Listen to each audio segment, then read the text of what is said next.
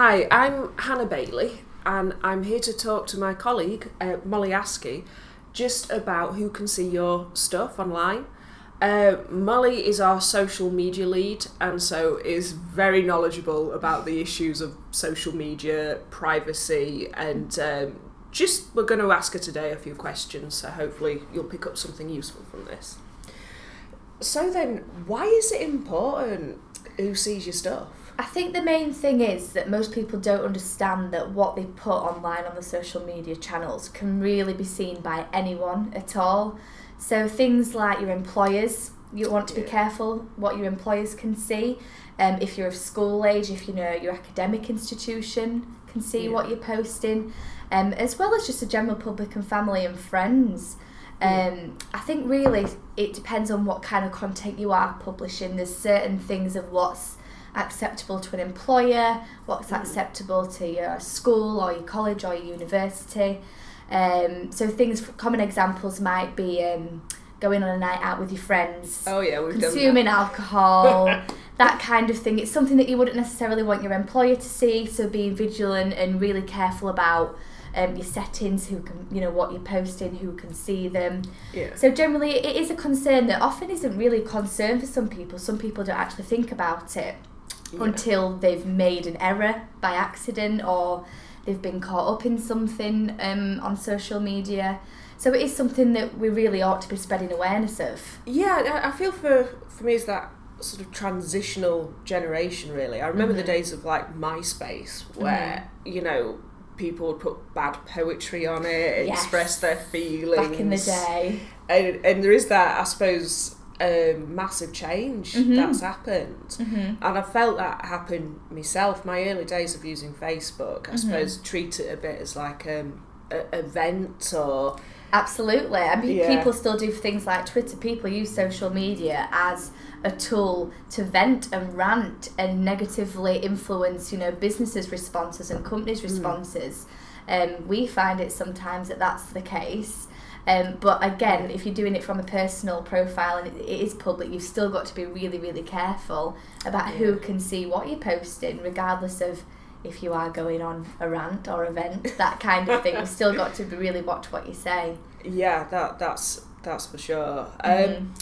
So, I mean, what are the problem areas when it comes to who can see your stuff? I think we've touched upon some of the topics. Are there any other areas where what are the things people do that cause the problems?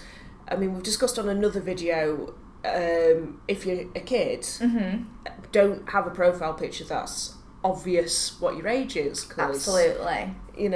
Yeah, as well, from a safety point of view, that's a really big concern, particularly for parents. A lot of children and younger people under the age of 16 are on social media nowadays. And it is things like, who are the kind of people that are looking at these younger profiles from a safety point? If you're tagging yourself in at locations, if you're putting your personal details out there, like your age, the area you live. Yeah. Some people even put their phone numbers on. And particularly from a younger perspective, not just for young people, but for anyone really, it can pose a threat if you don't know who is seeing your stuff. There's things like scammers who can want your personal details. Even people who might not have the best intentions, particularly, or focusing on younger audiences. Children have got to be really, really careful about older people that might be looking at their things maybe from an inappropriate aspect. Yeah, I think it's something, the location settings definitely want to check. Absolutely, and your personal information as well. Yeah. Details, but I think even things where you work.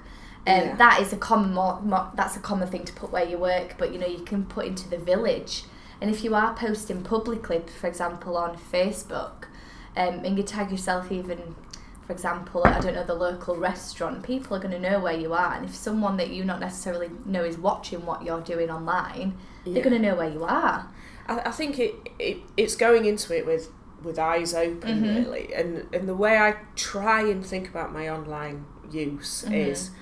what would happen if people found out at work? Exactly. And not to post really on a night out. Yep. Be careful who I'm tagging. And I've got it set as well where if someone tags me in a picture, I have to approve it. Yeah, me too. I think that's a really good tool and thing to focus on. And even though I like keep my work life and personal life separate as much as possible, I still treat it like what I do on Facebook could be seen by work. anyone. That's the thing, people should always have the mindset that what you are posting, before you click publish, you've got to assume that anyone can see it. Are you happy for your employer to see it?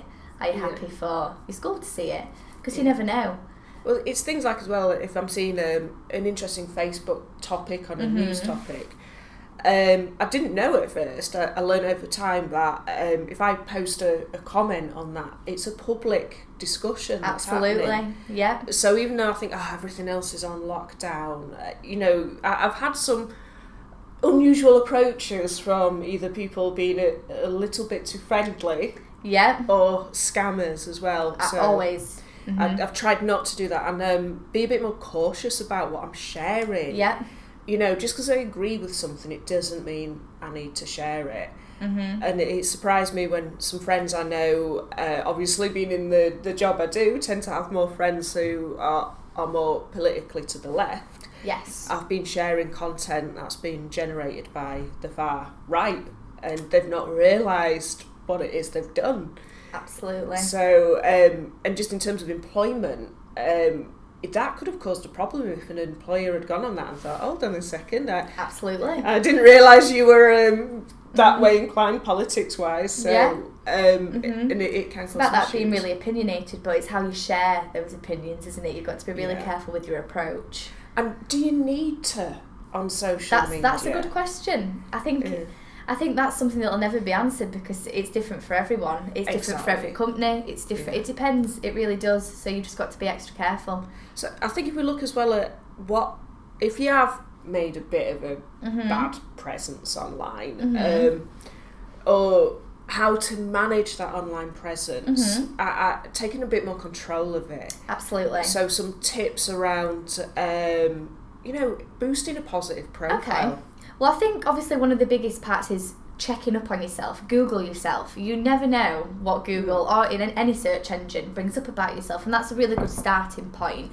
For things like Facebook, they have a tool where you can view your profile as a stranger, which is great because it reviews everything. If you've publicly posted something you didn't realise was public, you can either remove it or go back and change the privacy settings. Definitely deleting poor content that maybe you question yourself, even if it's from years ago. It's definitely something to do. And just generally posting and generating a positive trail for yourself, as well as maybe making a positive work profile. I know you said you've got separate ones. I myself as well have my personal one and my work one. They're completely separate. My personal one is completely on private lockdown. Like you said, I'm really careful about what I share. And my work one is specifically for work. So having that divide is really good.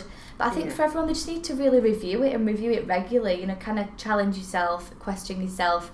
Do I need to be sharing this? What do I look like to my employers online? What do I look like generally on my social media platforms? Yeah, I think the scope to steer it as well, because one thing I've been doing for my work presence is when I want other organisations to look at what I've been doing, putting specific search terms in. So I'll say Hannah Bailey, Burnsley Homes. Absolutely. Hannah Bailey, Shire Green, because that's the last area where I worked in, and that produces all of that positive online content. Yeah. So helps people steer it towards that direction. Absolutely.